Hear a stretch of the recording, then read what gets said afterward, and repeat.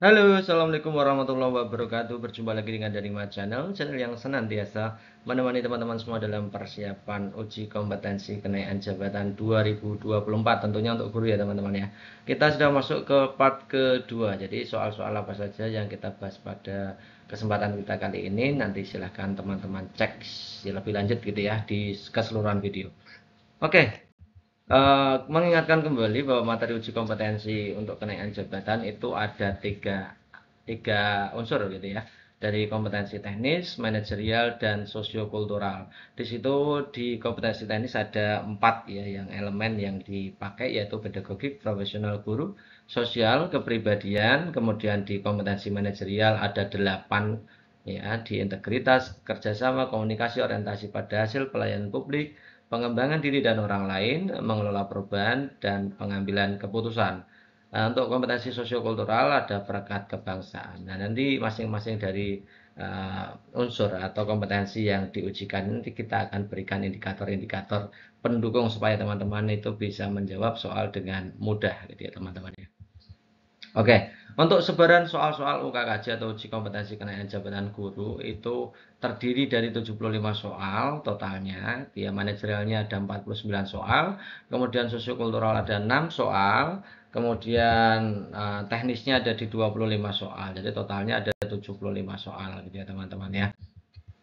Kali ini kita akan belajar yang part kedua itu di manajerial kerjasama gitu ya. Jadi part 2 manajerial kerjasama, kemudian nanti besok di pertemuan berikutnya komunikasi dan seterusnya. Jadi nanti manajerialnya ada 8 video, kemudian sosiokultural ada 1 video, dan teknisnya ada di 4 video. Jadi totalnya ada 13 video. Silakan teman-teman koleksi videonya, kemudian dipelajari baik-baik gitu ya teman-teman ya. Oke, untuk kompetensi manajerial kerjasama, indikator-indikator pendukung yang bisa digunakan sebagai acuan teman-teman dalam menjawab soal. Yang pertama, eh, ciri orang yang mudah bekerja sama itu yang pertama adalah pribadinya humble atau mudah bergaul dan serta kolaboratif gitu ya, mudah diajak kerja sama gitu ya. Yang kedua, senang membantu orang lain, ini terkait dengan tataran sebagai teman rekan sejawat, kemudian bisa menciptakan iklim kerjasama yang kondusif gitu ya. Kemudian responsif terhadap sesuatu yang memerlukan bantuan, mementingkan penyelesaian tugas tim, kemudian mendistribusikan kewenangan dengan tepat, ini kalau menjadi ketua tim ya. Kemudian pengambilan keputusan setelah diskusi dengan semua anggota tim atau mementingkan musyawarah mufakat dalam pengambilan keputusan tim itu ya, ciri kerjasama. Kita mulai saja dari nomor pertama. Anda baru saja bergabung dengan sekolah baru dan ingin meningkatkan hubungan profesional dengan rekan guru di sekolah tersebut.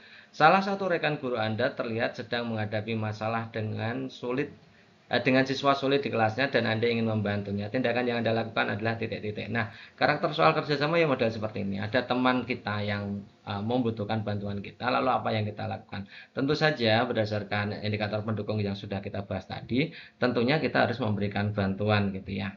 Nah, bantuan dengan memperhatikan prinsip bubble, tidak mudah menyinggung, menciptakan iklim kerja yang kondusif. Itu ya, kita langsung analisa jawabannya. Yang A menawarkan saran secara formal dengan mengirimkan email ke rekan guru tersebut. Nah, ini mengirimkan email dan saran secara formal ini terlihat kita itu kaku kan gitu ya. Jadi kita silang aja.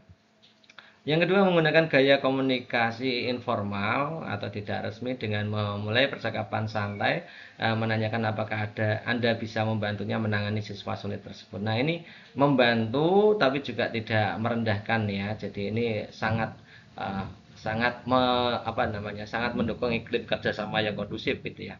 Yang ini bagus sekali, kita kasih centang dulu gitu ya. Kemudian yang C, menunggu sampai rekan guru tersebut meminta bantuan. Nah, ini bukan pribadi orang yang mudah kerjasama gitu ya. Menunggu artinya ada prasyaratnya kan, kita silang aja. Kemudian mengajak rekan guru tersebut untuk bertemu secara formal dan membahas cara untuk menangani siswa sulit tersebut, ini juga bagus.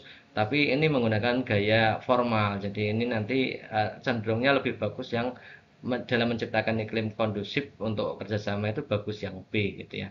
Jadi ini kita silang juga. Jadi jawaban terbaiknya memang jawaban B gitu. Anda merupakan anggota termuda dalam sebuah tim. Pada suatu hari Anda ditegur senior Anda karena melakukan beberapa kesalahan. Sementara itu, pada hari yang lain Anda mengetahui bahwa senior tersebut tidak menjalankan tugas tim dengan baik karena alasan pribadi. Padahal pelaksanaan kegiatan yang direncanakan oleh tim sudah makin dekat. Hal yang sebaiknya Anda lakukan adalah titik-titik. Nah, ini dalam kondisi apapun kita harus lebih mementingkan penyelesaian tugas tim ya. Tadi kita sudah bahas gitu ya di indikator pendukungnya gitu ya. Jadi ini meskipun dalam kondisi apapun ada teman kita atau pemimpin kita yang memang tidak kita sukai, tapi kita harus tetap fokus pada penyelesaian penyelesaian kerja tim. Kita lihat opsi A sampai D. A menegur senior tersebut karena sering mencari kesalahan. Nah, ini tidak mendukung iklim kerjasama ya. Berarti yang A ini kita silang aja. Yang B membantu senior tersebut menyelesaikan pekerjaannya meskipun Anda sering ditegur dan dievaluasi olehnya. Ini bagus sekali nih ya teman-teman ya. Ini fokus pada penyelesaian kerja tim. Jadi kita centang aja. Yang C membantu senior tersebut jika ia meminta bantuan secara langsung. Jadi ini ada syarat. Nah, pokoknya di semua manajerial itu kalau ada syarat kita kasih silang aja gitu ya. Artinya tidak berdasarkan hati nurani Anda sendiri kan gitu ya. Yang D berinisiatif memberikan bantuan setelah Anda menyelesaikan pekerjaan Anda.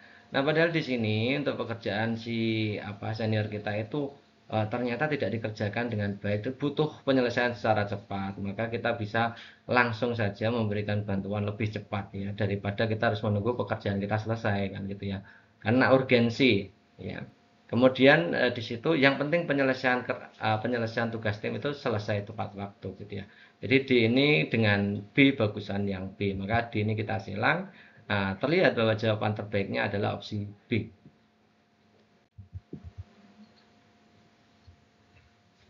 Pak Edwin ditugaskan sebagai ketua panitia ulang tahun sekolah.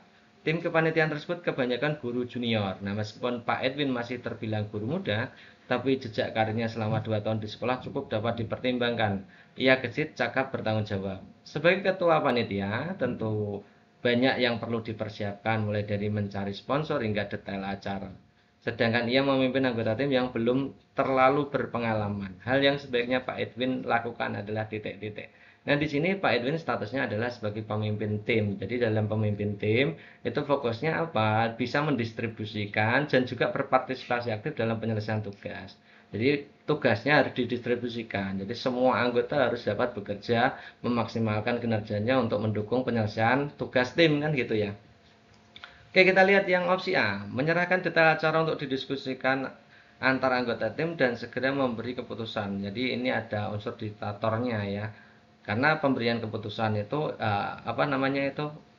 pengambilan keputusan ini menerima atau menolak itu haknya pemimpin ya, itu harusnya dimusyawarahkan gitu ya. Yang kedua, menyerahkan detail acara keseluruhan ke anggota tim, artinya pendistribusiannya Anda tidak terlibat langsung kan gitu, langsung diserahkan saja. Jadi opsi A ini jelas kurang ya, kurang mendukung sebagai ketua tim, maka kita kasih silang aja.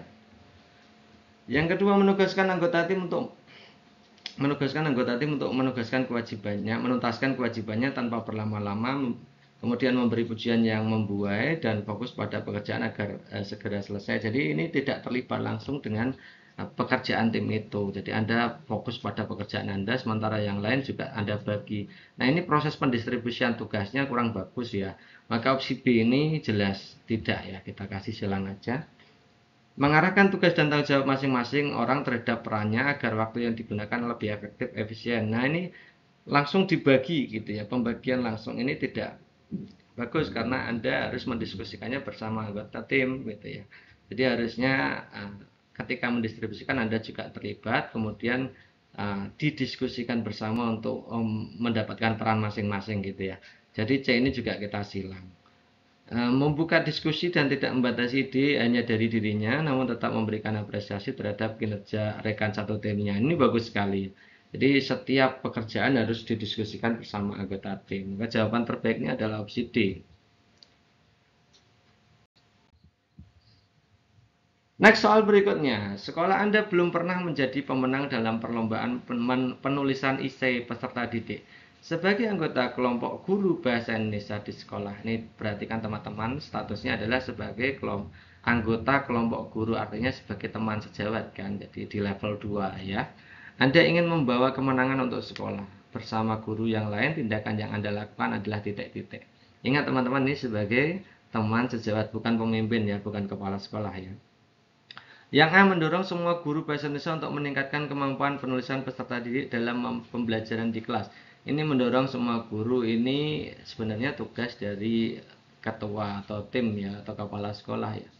Jadi kita bisa skip dulu, mengevaluasi pengajaran bahasa Indonesia setiap guru dan mengajak guru yang kompeten untuk membimbing dan berkomitmen dalam perlombaan. Ini mengevaluasi pengajaran bahasa Indonesia setiap guru ini juga bukan tugasnya rekan sejawat, tapi untuk pemimpin tim kan gitu ya.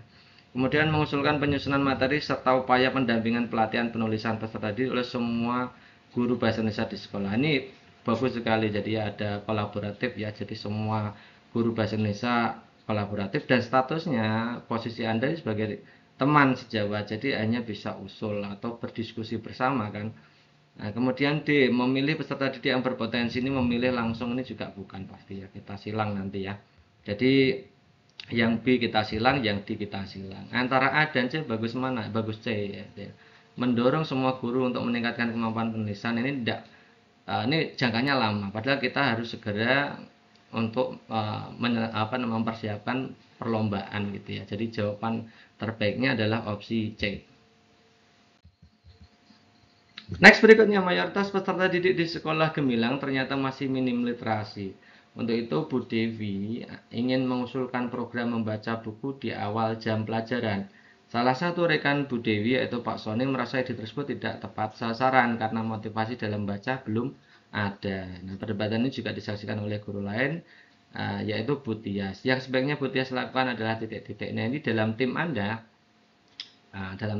itu terjadi namanya konflik gitu ya, ada konflik. Nah, bagaimana Anda itu bisa tetap menciptakan iklim kerja kondusif di tengah konflik ini gitu ya. Oke, kita lihat yang A. Diam-diam mendukung Pak Sony dan mencari data-data yang menguatkan argumen Pak Sony sehingga ide tersebut tidak jadi diterapkan. Jadi ini tidak mendukung penuntasan kerjasama, penuntasan apa namanya itu tugas dari sekolah gitu ya. Nah, jadi ini jelas ini tidak menciptakan iklim yang baik. Jadi kita silang aja. Meminta Bu Dewi untuk tidak mendengarkan suara sumbang di luar sana yang mungkin akan membuat Bu Dewi sakit hati sebab ide baik akan selalu ada yang pro dan ada yang kontra. Ini kita simpan dulu ya. Ini karena bagus ya. Simpan dulu aja. Yang C, tidak terlalu mempermasalahkan perdebatan tersebut karena yang mengambil keputusan tentu pimpinan kepala sekolah atau pimpinan sekolah yang lebih paham akan situasinya. Ini tidak kontribusi terhadap kerjasama. Jadi ini yang C ini kita silang juga. Yang D, membantu memberikan pengertian kepada Pak Sony mengenai niat mulia Bu Dewi yang mungkin dapat memberikan perubahan meski belum signifikan. Nah, ini bagus sekali ya teman-teman. Antara B dan D ini bagus yang D. Karena D ini sangat lebih menciptakan ya, lebih menciptakan iklim positif untuk kerjasama dalam satu tim.